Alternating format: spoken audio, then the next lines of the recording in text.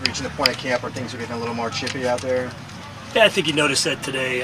One of the things that happened is, as we started to get going here today, we were not, defensively, we were not on top of our game, and we had to push a little bit, and I think that caused some of the getting chippy with each other out there. But there was we had a lot of mental mistakes, which is, we have to fight through that when we're tired, and that's one of the things that Coach Moore is constantly talking to them about. And even after practice, you know, it can't be the coaches doing it all the time. It has to be the guys between the lines.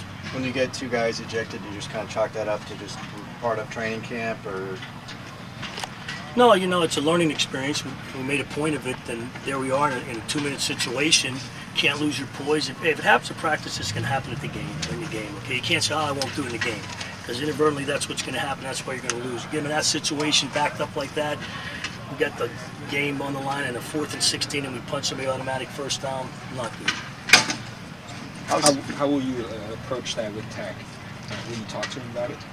Yeah, absolutely. We'll sit down and go over it in the meeting again and talk to the whole defense about it. And you know, poise is something that we all have to have, even coaches at times. And I think everybody's got to constantly be thinking about that and talking about different things. And that's one of the things we try to emphasize. You know, penalties is a huge part of our. We're 21 in the country. We've got to stop the penalties, okay? And a lot of them are careless penalties. Aggressive penalties you can handle. I mean, that happens in football, and you're going to get those. But the ones that are careless, the offsides, the hands on the back, the things like what went on there, it's one of the things that you have to learn to always keep your poise. In your experience, how long does it take to kind of change a culture like that? I think a lot of that has to do, as we progress, the we constantly, it's on us. As a coach, it's on us. We got to constantly talk about, to the point where incessantly we're kind of annoying about every little thing, you know. And then eventually, as they get going, if you nitpick it enough, they're going to get tired of listening to you, and they'll start to pick up. And then as we get it going, then it'll be just constant reminders of what has to be done out there. I imagine though that, say if you're here quite a while, say, right, and you kind of develop a culture where there aren't that many penalties. I'm guessing guys, right, some of the older players maybe, pass that down to like the younger guys. I mean, it kind of becomes and it carries on. I think when we yeah. talk penalties, like I said, an aggressive penalty, that's going to happen. They're bang. It happens in football. It's part of the sport. It's the careless penalties. Getting in a fight, hands on the back, things that are non-aggressive penalties, the ones you're trying, offsides, false starts. All those are the things that you're trying to stop. Those are either kill drives or help drives. Any more clarity with Dion?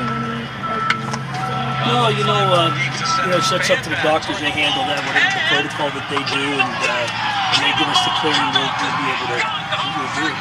What about the linebacker kind of touching role right now? Is there any particular strategies to get that pretty and that's one of the things that Scotty White does, is it's constantly cross-training. So when you see people in different positions, I wouldn't read anything into it, because Josh Woods, sometimes he's playing the Sam, sometimes he's playing the Mike, sometimes he's playing the Will, and it's hard to learn. But in that situation, Scotty's always trying to get him ready for the bad situation that may occur if he has to play. So I wouldn't read a whole lot into where they're playing, because he does mix and match them in whether we're in a certain personnel group on defense, whether we're nickel, dime, whatever we're in, they're always cross-training. It seemed like today a lot of the coaches were on edge, not just the defensive coaches. KP got into the running backs a little bit. Was this kind of a day when the coaches said we're going to turn the corner? No, we didn't plot that. We're not that smart. No, we didn't plot it out. But is there ever a day when you say this is going to be a more intense day? Because yesterday was I think pretty relaxed. This group and staff were always intense coming out and getting going and what. But I think we want to try to get it where the players take charge of it, okay? And not, that was Coach Moore's point at the end of practice, that the players step up. It's their team. We're just here to make them as good as they want to be, but it's their football team, and he's looking for guys to step up in those situations, because that's what you need. That's exactly what you need. We need that guy that says, hey, and when you're really good, I'm going to tell you, one of the kids will come over you and say, hey, Coach, I got it. And then you just step back, and we're trying to develop that. Has anyone come up to you and said that yet? Not yet. But it's early yet. We're developing and we're moving through. And then one of the things when you do, there's a lot of different things that are going in, a lot of different, their minds are spinning. As they get comfortable, they're going to play faster, they're going to be comfortable, and then from that point, take it to the next step. Did you see Eddie's return with the difference in